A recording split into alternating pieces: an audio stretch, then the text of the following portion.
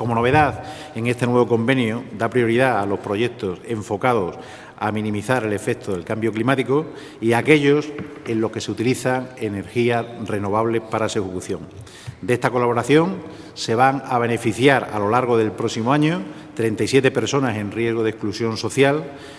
que trabajarán en las 7 acciones proyectadas. Y le paso a enumerar los trabajos objetos de este convenio. La reforestación del área degradada de las colas del embalse de Orellana, rehabilitación y puesta en valor del área degradada de la zona de especial protección para las aves de Valdecañas en el término municipal del Gordo, mejoras de infraestructuras en el Parque Nacional de Monfragüe,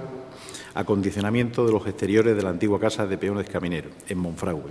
la construcción de una pasarela en la cola del embalse de Cornalvo y un proyecto muy innovador y único en España llamado el Sendero de los Sentidos en Cuaco de Yuste, que posibilita, mediante una experiencia sensorial, el conocimiento del valor patrimonial de esta zona. Actuaciones también de protección y recuperación de la lorera, de la trucha en Alía y en el ciprés calvo de la Mimbre en Fregenal de la Sierra, y la adecuación del sendero de los castaños calabaza en Castañada de Mor.